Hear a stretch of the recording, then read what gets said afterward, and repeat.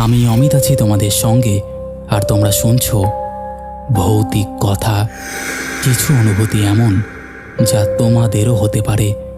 ঘটনা স্ক্রিপ্টিংয়ে রয়েছে নেহা।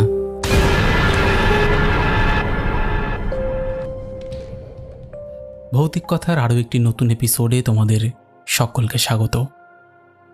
ভৌতিক কথা এখন অলরেডি 1 লক্ষ সদস্য কমপ্লিট করে গেছে, আর এই 1 লক্ষ সদস্য কমপ্লিট করা উপলক্ষে একটা এপিসোডও চলে এসেছে। এইভাবেই আমরা আরও বহুদিন এগিয়ে যাব সেই কামনা করছি, এবং সেই আশা নিয়েই এই পরিবারের আজকের এই ঘটনাও স্টার্ট করছি। দাদা নমস্কার।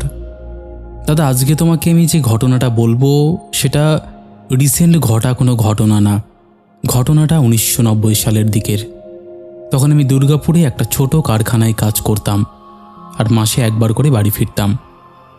আমাদের বাড়ি স্টেশন থেকে খুব বেশি দূরে নয়, হাঁটলে ওই 12-15 মিনিটের পথ। সেই কারণে রাতে ট্রেন থেকে নেমে বেশিরভাগ সময় হেঁটেই বাড়ি যেতাম। তো সেদিন ছিল কার্তিক মাসের শেষ দিক। কাজ শেষ হতে দেরি হয়ে গিয়েছিল। রাত তখন 10:30টার কাছাকাছি। আমি আসানসোল স্টেশনে পৌঁছালাম।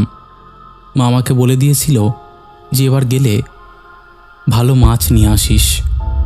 স্টেশনের বাইরে তখনও ছোট বাজার বসেছিল মাছের। আলো কম, কয়লার ধোয়া আর কাঁচা মাছের গন্ধ মিশে এক অদ্ভুত পরিবেশ। আমি অনেক দেখে একজন ভদ্র শান্ত স্বভাবের মাছওয়ালার কাছ থেকে প্রায় 4 কেজির একটা কাতলা কিনলাম। লোকটা একদম স্বাভাবিক মানুষ। হাসি মুখে মাছ পরিষ্কার করে কাগজে মুড়ে পলিথিনে ভরে দিল। কোনো অদ্ভুত কথা বলেনি। টাকা দিয়ে আমি স্টেশনে ফিরে এলাম। ট্রেন ধরলাম। পুরো পথ একেবারে স্বাভাবিক কেটেছে। ট্রেনের ভেতরে কোনো ভৌতিক ঘটনা ঘটেনি। আমি শুধু ক্লান্ত ছিলাম, আর মাঝে মাঝে মাছের ব্যাগটা ঠিক আছে কিনা দেখছিলাম। ট্রেনের ভেতরে তেমন কোনো ঘটনা ঘটেনি। আমি শুধু ক্লান্ত ছিলাম, আর মাঝে মাঝে মাছের ব্যাগটা ঠিক আছে কিনা দেখছিলাম। রাত প্রায় 1টা নাগাদ আমাদের স্টেশনে নামলাম। তখন স্টেশন প্রায় ফাঁকা। 2-1 যাত্রী নেমে দ্রুত চলে গেল। বাতাসে হালকা ঠান্ডা। দূরে একটা চায়ের দোকান বন্ধ হচ্ছে। আমি ব্যাগটা হাতে নিয়ে হাঁটা শুরু করলাম। প্রথমে স্টেশনের বড় রাস্তা, তারপর বাঁদিকে আমাদের পাড়ার সরু গলি। গলিটার একদিকে বাঁশঝাড়, অন্যদিকে পুরনো টালির বাড়ি। সেই সময় গলিতে খুব কম আলো থাকতো। একটা খুঁটির বাতি জ্বলত। তারপর বেশ খানিকটা অন্ধকার। হাঁটতে হাঁটতে হঠাৎ মনে হলো আমার পেছনেও কেউ হাঁটছে। থামতেই শব্দ বন্ধ। পেছনে তাকালাম, কেউ নেই। ভাবলাম হয়তো নিজের হাঁটার প্রতিধ্বনি। আবার হাঁটা শুরু করলাম। কিছু দূর যেতেই আবার সেই শব্দ। এবার যেন একটু ভেজা পায়ের মতন, চপচপ করে। আমি দ্রুত পেছনে তাকালাম। গলি ফাঁকা, শুধু দূরে একটা কুকুর দাঁড়িয়ে। কিন্তু কুকুরটা আমার দিকে নয়, আমার হাতে থাকা মাছের ব্যাগটার দিকে তাকিয়েছিল। আমি একটু অস্বস্তি নিয়ে হাঁটতে লাগলাম। যত এগোচ্ছি মাছের গন্ধ তত তীব্র লাগছে, অথচ ব্যাগ ভালো করে বাঁধা ছিল। মনে হচ্ছিল গন্ধটা শুধু ব্যাগ থেকে নয়, চারপাশের বাতাস থেকেও আসছে। গলির মাঝামাঝি পৌঁছে হঠাৎ মনে হলো কেউ খুব কাছে এসে আবার সরে গেল। আমি থমকে দাঁড়ালাম। বুকের ভেতর ধরফর শুরু হয়েছে, কিন্তু কাউকে দেখা গেল না। নিজেকে বোঝালাম গভীর রাত, ক্লান্ত শরীর, তাই ভুল লাগছে। আরও একটু এগিয়ে পুকুরের ধারে এলাম। সেখানে সাধারণত কয়েকটা কুকুর ঘুমিয়ে থাকতো। সেদিন তারা সবাই উঠে দাঁড়ালো। কেউ ঘেউ ঘেউ করল না, শুধু আমার দিকে, বিশেষ করে মাছের ব্যাগটার দিকে তাকিয়ে রইল। তারপর ধীরে ধীরে পিছিয়ে গেল। সেই দৃশ্যটা দেখে আমার গা কাঁটা দিল। আমি হাঁটার গতি বাড়ালাম। তখন হঠাৎ খেয়াল করলাম ব্যাগটা অস্বাভাবিক ভারী লাগছে, যেন মাছের ওজন বেড়ে গেছে। হাত বদলালাম, তবু একই অনুভূতি। বাড়ি তখন আর বেশি দূরে নয়। আমাদের গলির শেষ মোড়ে পৌঁছে আবার সেই পায়ের শব্দ পেলাম, এবার একেবারে আমার পেছনে। আমি হঠাৎ ঘুরে দাঁড়ালাম। প্রথমে কাউকে দেখিনি, তারপর বাঁশঝাড়ের পাশে একটা মানুষের মতন ছায়া দেখতে পেলাম। স্থির হয়ে দাঁড়িয়ে আছে, ঠিক বোঝা যাচ্ছে না, কিন্তু মনে হচ্ছিল ভেজা কাপড় পরা কেউ। আমি তাকিয়ে থাকতেই ছায়াটা যেন একটু নড়ল। তখন সত্যি আমার শরীর ঠান্ডা হয়ে গেল। আমি দ্রুত হাঁটতে শুরু করলাম। ঠিক সেই সময় হাতে থাকা ব্যাগটার ভেতর যেন কিছু একটা নড়ে উঠল। আমি থেমে গেলাম। ব্যাগটা নিচে নামিয়ে কাপা হাতে একটু খুললাম। মাছটা আছে, কিন্তু তার চোখ দুটো অদ্ভুত ফ্যাকাশে আর বড় বড় লাগছিল। মনে হচ্ছিল সে আমার দিকেই তাকিয়ে আছে। আমি ভয়ে ব্যাগটা বন্ধ করে ফেললাম। তখনই স্পষ্ট শুনলাম আমার পেছনে কেউ খুব আস্তে নিঃশ্বাস ফেলল। আমি ঘুরে তাকাতেই সেই ছায়াটা আগের চেয়ে কাছে। এবার মানুষের অভাব পরিষ্কার, কিন্তু মুখ অন্ধকারে ঢাকা। আমার মুখ থেকে চিৎকার বেরিয়ে গেল। আমি ব্যাগ তুলে দৌড়তে শুরু করলাম। বাড়ির দরজায় পৌঁছে জোরে ধাক্কা দিতে লাগলাম। বাবা দরজা খুলতেই আমি ভেতরে ঢুকে পড়লাম। মা জিজ্ঞেস করছিল কি হয়েছে, কিন্তু আমি তখন কথা বলতে পারছিলাম না। কিছুক্ষণ পরে ব্যাগটা মেঝেতে রাখলাম। বাবা খুলে দেখলেন মাছ একেবারে স্বাভাবিক, চোখও স্বাভাবিক। আমি নিজেই হতভম্ব। সেই রাতে আর ঘুমোতে পারিনি। ভোরের দিকে একটু তন্দ্রা এসেছিল। সকালে বাইরে বেরিয়ে দেখি দরজা থেকে গলির দিকে ভেজা পায়ের মতন কয়েকটা দাগ গেছে। রাতে বৃষ্টি ছিল না, উঠোন শুকনো। আমি কাউকে কিছু বলিনি। ভেবেছিলাম হয়তো ভয়ের কারণে সব ভুল দেখেছি, কিন্তু ঘটনা এখানেই শেষ হয়নি। পরের রাতেও ঘুমের মধ্যে মনে হচ্ছিল যে কাঁচা মাছের গন্ধে আমার ঘুমটা ভেঙে গেল। রান্নাঘরে গিয়ে দেখি মাছ ঠিকই আছে, কিন্তু গন্ধটা যেন ঘরের বাইরে থেকে আসছে। জানালা দিয়ে তাকিয়েও কিছু দেখিনি। তৃতীয় রাতে আরও অদ্ভুত ঘটনা ঘটল। রাত তখন প্রায় 12টা। হঠাৎ উঠোনে চপচপ শব্দ শুনলাম, যেন ভেজা পা নিয়ে কেউ হাঁটছে। বাবা মা ঘুমিয়ে। আমি সাহস করে দরজার ফাঁক দিয়ে তাকালাম। কাউকে দেখলাম না, কিন্তু উঠোনের এক প্রান্তে জল পড়ার মতন ছোট ছোট দাগ ছিল। সকালে দাগগুলো আর ছিল না। আমি ধীরে ধীরে ভয় পেতে শুরু করলাম। মাছটা আমরা সেদিনই রান্না করে খেয়ে ফেলেছিলাম, তাই মনে করেছিলাম ব্যাপারটা শেষ। কিন্তু কয়েকদিন ধরে রাতে সেই গন্ধ আর পায়ের শব্দ চলতেই থাকলো।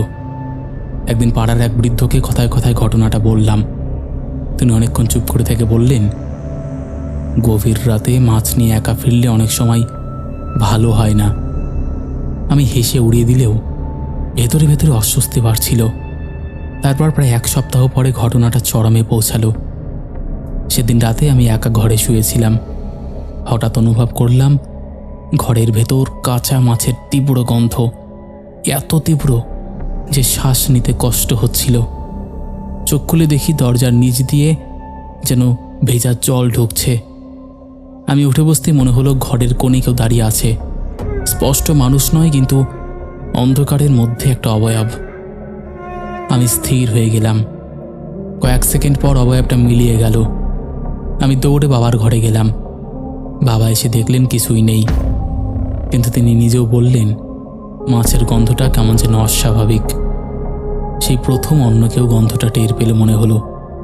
পরদিন বাবা বললেন কাছের মন্দিরে যেতে। আমি গেলাম, কিন্তু কাউকে পুরো ঘটনাটা বলিনি। এরপর 2 দিন সব শান্ত। আমি ভাবলাম হয়তো শেষ হয়েছে, কিন্তু 10 দিনের রাতে আবার সেই পায়ের শব্দ। এবার বাড়ির বাইরে নয়, আমার ঘরের দরজার সামনে ধীরে ধীরে এদিক ওদিক হাঁটছে। আমি ভয়ে দরজাটা খুললাম না। শব্দটা প্রায় 5 মিনিট চলল, তারপর থেমে গেল। সকালে দরজার সামনে ভেজা দাগ ছিল। সেই দাগগুলো মানুষের পায়ের মতন, কিন্তু অস্বাভাবিক লম্বা। আমি তখন সত্যিই ভেঙে পড়েছিলাম। কয়েকদিন পর কাজে ফিরে গেলাম। ভাবলাম বাড়ির পরিবেশের কারণে এমন হচ্ছে, কিন্তু দুর্গাপুরের মেসে গিয়েও এক রাতে একই গন্ধ পেলাম। তখন বুঝলাম ভয়টা আমার সঙ্গে এসেছে। সেদিন রাতে জানালার বাইরে যেন কারোর দাঁড়িয়ে থাকার অনুভূতি হচ্ছিল। আমি সাহস করে তাকাইনি। পরদিন সকালে সব স্বাভাবিক। এভাবে প্রায় 1 মাস কেটে গেল। ঘটনা প্রতিদিন ঘটতো না, কিন্তু যখন ঘটতো তখন কাঁচা মাছের গন্ধ আর আর ভেজা পায়ের শব্দ একসঙ্গেই আসত। আমি ধীরে ধীরে অসুস্থ হয়ে পড়েছিলাম, ঘুম কমে গিয়েছিল। একদিন অফিস থেকে ফেরার পথে হঠাৎ মনে হলো কেউ আমার পেছনে হাঁটছে। ঘুরে তাকাতেই ভিড়ের মধ্যে এক মুহূর্তের জন্য ভেজা কাপড় পরা একটা লোককে দেখলাম। চোখের পলকে সে মিলিয়ে গেল। আমি আর নিজেকে বোঝাতে পারছিলাম না যে সবই কল্পনা। অবশেষে এক শনিবার বাড়ি ফিরে সব খুলে বললাম। বাবা অনেক ভেবেচিন্তে বললেন, চল, যে জায়গা থেকে মাছ কিনেছিলি সেখানে একবার যাই। পরের সপ্তাহে আমরা আসানসোল গেলাম। রাত নয়, দুপুরবেলা। সেই বাজারে গিয়ে আমি মাছওয়ালাকে চিনতে পারলাম। লোকটা একেবারে স্বাভাবিক। আমি কথা বললাম, কিন্তু বললেন, সেদিন তো ভালো মাছই দিয়েছিলাম বাবু। তার আচরণে কোনো অস্বাভাবিকতা ছিল না। আমরা ফিরে আসছিলাম, তখন বাজারের এক বৃদ্ধ কুলি আমাদের কথাবার্তা শুনে কাছে এলো। সে আসতে বলল, রাতে মাছ নিয়ে একা ফিরছিলেন? আমি অবাক হয়ে বললাম, হ্যাঁ। সে মাথা নেড়ে বলল, অনেক বছর ধরে মাঝে মাঝে এমন কথা শোনা যায়, কে বা কি সেটা কেউ জানে না। তবে যারা রাতে একা মাছ নিয়ে ফেরে তাদের কেউ কেউ পেছনে কারোর হাঁটার শব্দ শুনেছে বলে। আমি আর কিছু জিজ্ঞেস করিনি। বাড়ি ফিরে সেই রাতেও ভয় ছিল, কিন্তু আশ্চর্যের বিষয় তারপর থেকে আর কোনো গন্ধ পাইনি মোটামুটি 1 মাস। কিন্তু এই 1 মাস পরে আমার জীবনে এমন এক ঘটনা বা এমন এক অবস্থা নেমে আসলো যে শুনলে হাত পা কাঁপবে। এরপরে আমি তাকে দেখা শুরু করলাম।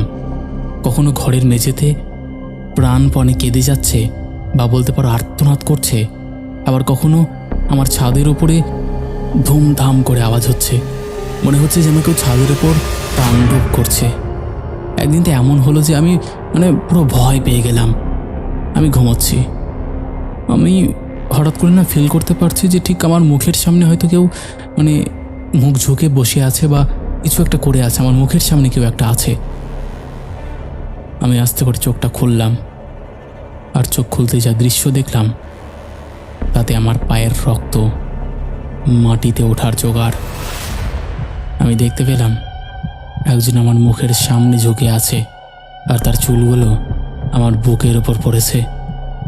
আমি চোখ খুলতেই চিৎকার করে লাফিয়ে উঠলাম। ব্যাস, সঙ্গে সঙ্গে সব কিছু গায়েব। আমি আর কাউকে দেখতে পেলাম না। এই ঘটনাটা আমার সঙ্গে 2 দিন ঘটেছিল। তারপরে একদিন এমন এক ঘটনা ঘটল যেটা তো আমাকে আরও পাগল করে দেওয়ার মতন ব্যাপার। আমি সেদিন প্রতিদিনের মতন খাওয়া দাওয়া সেরে, এবার অবশ্য বাড়িতে না, মেসের ঘরে ছিলাম। তো আমার একটা অভ্যেস ছিল, আমি রাত্রি ওই 1:30-2 একবার বাথরুম করতে উঠি, টয়লেট করতে উঠি। তো রীতিমতো আমার সেই টাইমে ঘুম ভেঙেছে। আমি চোখটা খুলতেই দেখি ফ্যানের মধ্যে এক লোক ফাঁসি দিয়ে ঝুলছে, আর তার পাটা আমার বুকের সাথে ঠেকে আছে। বুঝতে পারছো কি ভয়টা আমি পেয়েছিলাম? পাগল করার মতন ভয় পেয়েছিলাম আমি। জানি না তোমাদের কেমন লাগবে ঘটনাটা, তবে আমি এটুকু বলতে পারি, আমি যা ভয় পেয়েছিলাম এরকম ভয় আমি কোনোদিনও পাইনি। এরপরে দেখলাম যে না, আর আমাকে চুপ থাকলে হবে না। এরপরে চুপ থাকলে আমার কপালে অশেষ দুঃখ আছে। আমি তাড়াতাড়ি করে এক গুণিনের সঙ্গে যোগাযোগ করলাম, যাতে কোনোভাবে এই বিপদ থেকে আমাকে রক্ষা করতে পারে। সেই গুণিন আমাকে দেখেই বললেন, ঠিক টাইমে এসেছিস, নাহলে তোর কপালে অশেষ দুঃখ ছিল। এরপরে উনি আমাকে ঠাকুরের কাছে নিয়ে গেলেন। গিয়ে ঠাকুরের ফুল আর কী সব দিয়ে আমার মাথার মধ্যে ঘুরিয়ে আমাকে হাতে দিলেন, আর বললেন 3টা মন্ত্র জপ করতে। আমি সেই মতো করলাম। তারপরে সেই ফুলটা তিনি একটা তাবিজের ভেতরে ঢুকিয়ে দিয়ে আমাকে বললেন, যা, বাড়ি চলে যা, আর কোনো ভয় নেই। সেই মতো আমি বাড়ি চলে আসলাম। এরপরে সত্যি বলছি অমিতদা, আমার সাথে আর কোনো দিনও কোনো ঘটনা ঘটেনি, কোনো কিছু না। মনে হচ্ছে যে এতদিন আমার সঙ্গে যা ঘটেছিল সবই কাকতালীয়। তো যাই হোক, এই ছিল আমার ঘটনা। যদি ভালো লেগে থাকে তাহলে অবশ্যই তুমি সবার মাঝে শেয়ার করো। আমি অপেক্ষায় থাকবো তোমার মুখে এই ঘটনা শোনার জন্য। ভালো থেকো, সুস্থ থেকো। তো বন্ধুরা, এই ছিল আজকের প্রথম ঘটনা। আশা করছি ঘটনাটি তোমাদের ভালো লেগেছে। কেমন লেগেছে তোমরা অবশ্যই সেটা কমেন্ট করে জানিয়ে দাও। তোমাদের মধ্যে এখনও যারা এই পরিবারে যুক্ত হওনি তারা যুক্ত হয়ে যাও। যারা ভাবছো ঘটনা শেয়ার করব কিন্তু এখনও শেয়ার করে উঠতে পারোনি, তাদের বলবো একদম দেরি না করে ঘটনা শেয়ার করে দাও। আর একটা কথা, ভৌতিক কথা কোনো রকম অন্ধবিশ্বাস, কোনো রকম কুসংস্কার বা কোনো রকম নেগেটিভিটিকে প্রশ্রয় দেয় না। ভৌতিক কথার কাজ শুধুমাত্র মানুষের জীবনে ঘটে যাওয়া ঘটনা সকলের সামনে তুলে ধরা, নচেত আর কোনো উদ্দেশ্য নেই। তাই যারা বিশ্বাস করছো না তারা এগুলোকে এন্টারটেনমেন্টের জন্যই নিয়ে নাও। চলো এবার আমরা শুরু করে দিই পরের ঘটনা। হ্যালো অমিতদা, আমার নাম রক্তিম। আজ যে ঘটনাটা তোমাকে বলছি বা লিখছি সেটা আমার জীবনের সবচেয়ে ভয়ঙ্কর অভিজ্ঞতা। আমি জানি না অন্য কেউ এটা বিশ্বাস করবে কিনা, কিন্তু আমি আর আমার বন্ধু রুদ্র সে রাতটার পর আর কোনো দিন আগের মতন কোথাও যেতে হলে হুট করে চলে যায় না, 10 বার ভাবি। ঘটনাটা 2022 সালের শেষের দিকে, যখন আমরা দুজন সিমলায় মেডিকেল এন্ট্রান্স পরীক্ষার প্রস্তুতি নিচ্ছিলাম। আমরা একটা ছোট ভাড়া বাড়িতে থাকতাম। দিনের বেশিরভাগ সময় পড়াশোনা করলেও সুযোগ পেলেই আশেপাশের পাহাড়ি এলাকা আর বন জঙ্গল ঘুরতে বেরিয়ে পড়তাম। প্রকৃতি দেখতে আমাদের দুজনেরই খুব ভালো লাগতো। একদিন লাইব্রেরি থেকে ফেরার সময় এক চায়ের দোকানে বসেছিলাম। সেখানে এক বৃদ্ধ লোকের সঙ্গে আলাপ হয়। তিনি আমাদের কাছের একটা পুরনো পাহাড়ি পথের কথা বললেন, যেটা ধরে গেলে অনেক ভেতরে একটা পুরনো মন্দিরের ধ্বংসাবশেষ আছে। তিনি বারবার বলছিলেন সন্ধ্যের পরে ওদিকে যেও না। আমরা তখন এসবকে গ্রাম্য কুসংস্কার ভেবেছিলাম। পরের রবিবার সকালে আমরা ঠিক করলাম ওই জায়গাটা দেখে আসব। সঙ্গে সঙ্গে শুকনো খাবার, জল, টর্চ আর একটা ছোট তাঁবু নিয়ে বেরিয়ে পড়লাম। প্রথম দিকে পথটা খুব সুন্দর ছিল, লম্বা দেবদারু গাছ, ঠান্ডা বাতাস, দূরে পাহাড়ের সারি। প্রায় 2 ঘন্টা হাঁটার পর মোবাইলের নেটওয়ার্ক চলে গেল। রুদ্র হাসতে হাসতে বলল, এখন যদি কেউ হারিয়ে যায় কেউ খুঁজেও পাবে না। কথাটা মজা করে বললেও কেন জানি না আমার বুকের ভেতর হালকা অস্বস্তি হচ্ছিল। আরও কিছুটা এগিয়ে আমরা একটা সরু পথ গেলাম, যেটা যেন বহুদিন কেউ ব্যবহার করেনি। শুকনো পাতার উপর পা পড়লেই খসখস শব্দ হচ্ছিল। ঠিক তখনই ডান দিকের ঘন জঙ্গল থেকে হঠাৎ দৌড়ে পালানোর মতন একটা শব্দ এলো। মনে হলো কোনো বড় কিছু গাছের আড়াল দিয়ে ছুটে গেল। আমরা থেমে গেলাম। কয়েক সেকেন্ড সব চুপচাপ, তারপর আবার সেই শব্দ, এবার একটু দূরে। রুদ্র বলল হরিণ হবে, কিন্তু আমার মনে হচ্ছিল শব্দটা 4 পায়ের প্রাণীর মতো না। তবু আমরা এগোলাম। কিছু দূর যাওয়ার পর হঠাৎ চারপাশের পরিবেশ বদলে গেল। দুপুর হলেও জায়গাটা অস্বাভাবিক অন্ধকার। গাছগুলো এত ঘন যে সূর্যের আলো মাটিতে পৌঁছাচ্ছিল না। বাতাসও যেন ঠান্ডা থেকে বরফের মতন হয়ে গেল। সেই সময় আমরা প্রথম ওটাকে দেখি। একটা মোটা গাছের আড়াল থেকে সাদা কিছু নড়ল। আমি রুদ্রকে থামালাম। আমরা তাকিয়ে রইলাম। ধীরে ধীরে গাছের আড়াল থেকে একটা মানুষের মতন অবয়ব দেখা গেল। মনে হলো একজন মহিলা বসে আছে। তার মাথাটা নিচু, লম্বা চুল, মুখ ঢেকে রেখেছে। খুব ক্ষীণ কান্নার শব্দ শুনতে পাচ্ছিলাম। আমরা দুজনেই ভয় পেয়ে গেলাম, কিন্তু ভাবলাম হয়তো কোনো পর্যটক বিপদে পড়েছে। রুদ্র একটু এগিয়ে গিয়ে বলল, ম্যাডাম আপনি ঠিক আছেন? কোনো উত্তর এলো না। আবার সে ডাকলো। তখন অবয়বটা খুব ধীরে মাথা তুলতে শুরু করলো। ঠিক সেই মুহূর্তে আমার শরীর অবশ হয়ে গেল, কারণ চুলের ফাঁক দিয়ে যে মুখটা দেখা গেল সেটা স্বাভাবিক মানুষের মুখের মতো লাগছিল না। চোখ দুটো অস্বাভাবিক ফ্যাকাশে, আর মুখে কোনো অভিব্যক্তি নেই। আমরা 1 সেকেন্ডও দাঁড়াইনি, দৌড়ে সেখান থেকে বেরিয়ে এলাম। অনেক দূরে এসে থামার পর দেখি দুজনেই হাঁপাচ্ছি। রুদ্র বলল, আমরা ভুল দেখেছি। আমিও নিজেকে সেটাই বোঝানোর চেষ্টা করলাম, কিন্তু ভেতরের ভয়টা আর কাটছিল না। তখন মোটামুটি বিকেল হয়ে গেছে। ফিরে যেতে গেলেও পথটা অনেক লম্বা, তাই আমরা ঠিক করলাম কাছেই খোলা জায়গায় তাঁবু টাঙিয়ে রাতটা কাটিয়ে সকালে ফিরব। একটা তুলনামূলক ফাঁকা জায়গা পেয়ে তাঁবু টাঙালাম। সন্ধ্যা নামার সঙ্গে সঙ্গে বনটা অদ্ভুত নিস্তব্ধ হয়ে গেল। পাখির ডাক বন্ধ, ঝিঝে পোকার শব্দও নেই, শুধু দূরে কোথাও হাওয়ার শব্দ। আমরা শুকনো খাবার খেয়ে তাড়াতাড়ি তাঁবুর ভেতরে ঢুকে পড়লাম। রাত কতটা হবে জানি না, হঠাৎ আমার ঘুমটা ভেঙে গেল। মনে হলো তাঁবুর বাইরে কেউ হাঁটছে। শুকনো পাতার উপর ধীরে ধীরে চাপা পায়ের শব্দ। আমি রুদ্রকে ধাক্কা দিলাম, সেও জেগে উঠল।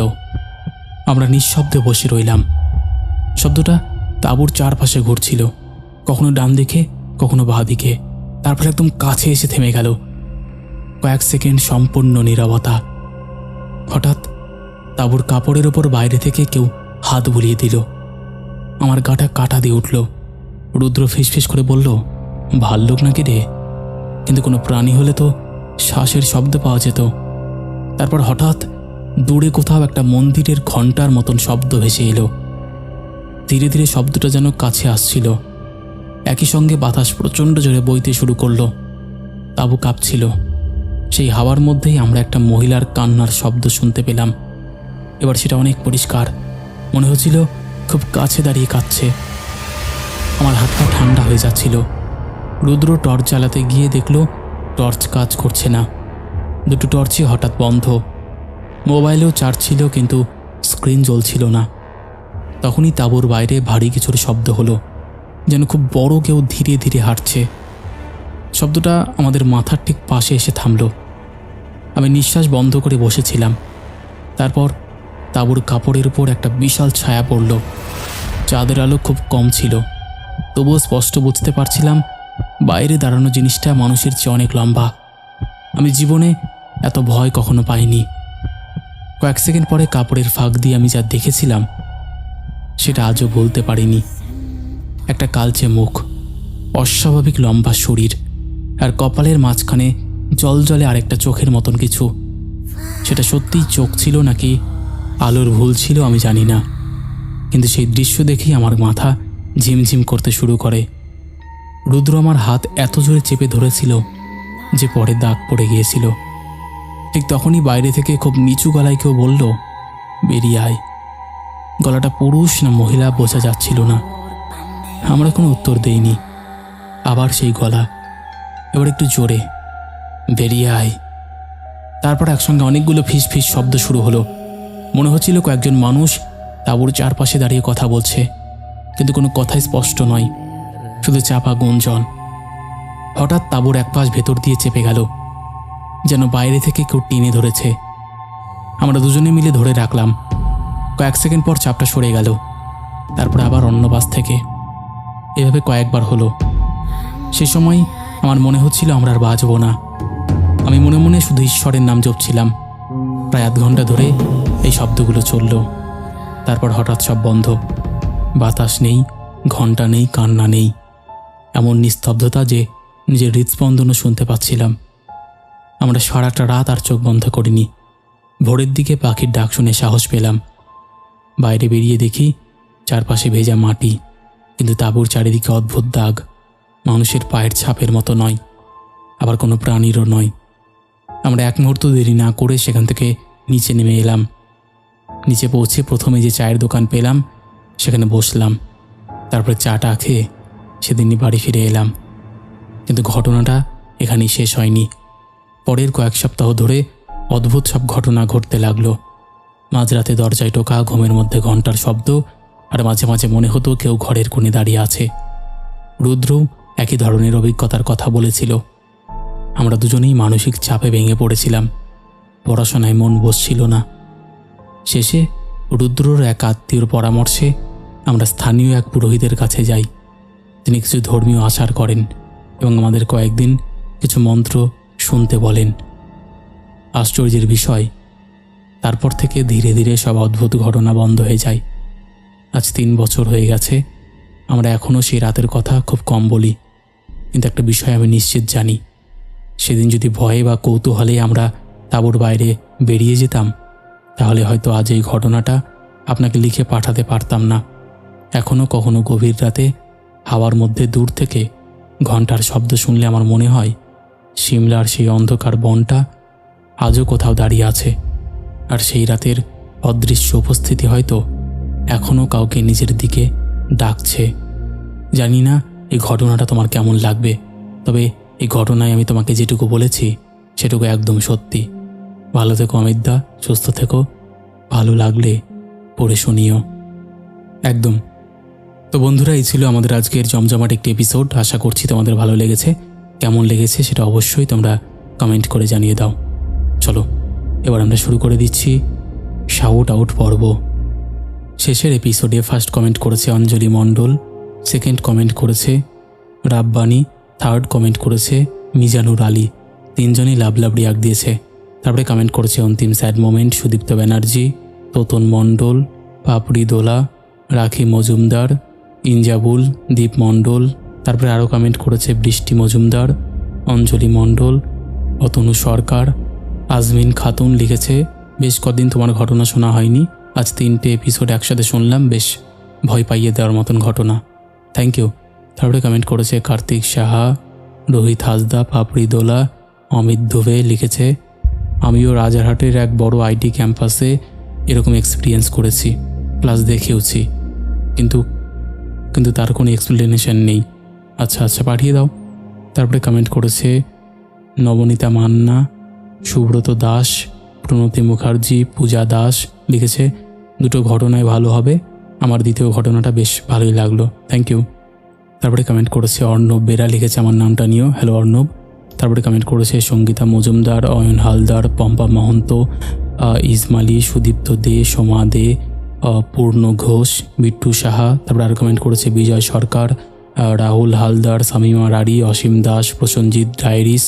তারপরে আর কমেন্ট করেছে স্টাইলিশ অজয়, শিহাব শাফিরউদ্দিন, সুব্রত দাস, শঙ্কর চক্রবর্তী, ফারুক গাজী, অমিতা ঠাকুর। লিখেছে এসে গেছি, দুটো ঘটনা শুনতে জানি, দুটো ঘটনা অসাধারণ হবে, থ্যাংক ইউ দিদি। তারপরে কমেন্ট করেছে নবনীতা হালদার, রিয়া, দীপশ্রী দাস, পিঙ্কি বড়ুয়া, ডিজে ব্লগার অনিশ, কমল হেমব্রম। লিখেছে দাদা নমস্কার, আমি বর্ধমান মোচাগাছা গ্রাম থেকে বলছি, আমি তোমার ঘটনা অনেক দিন ধরেই শুনি, তোমার ঘটনা শুনতে আমার খুব ভালো লাগে, থ্যাংক ইউ। সুভাষ বৈদ্য লিখেছে অমিত দা তুমি কেমন আছো, আশা করি তুমি ভালো আছো, আবার চলে এলাম তোমার মিষ্টি মধুর কণ্ঠে ভৌতিক কথা শুনতে, একদম। তারপরে কমেন্ট করেছে প্রদ্যুৎ দে, জবা দেবী, ঈশান ঘোষ, প্রিয়াংশু বাগ, সুস্মিতা ঘোষ।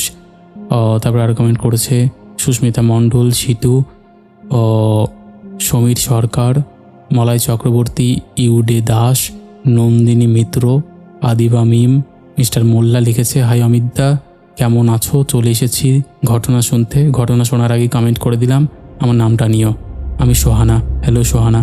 তো এরকম অসংখ্য প্রিয় মানুষেরা আমাদের শেষের এপিসোডে কমেন্ট করেছে, যাদের কমেন্ট আমি আর চাইলেও পড়তে পারছি না। তো আজকের মতন এখানেই শেষ করছি, আবার দেখা হবে নতুন কোনো ঘটনা নিয়ে।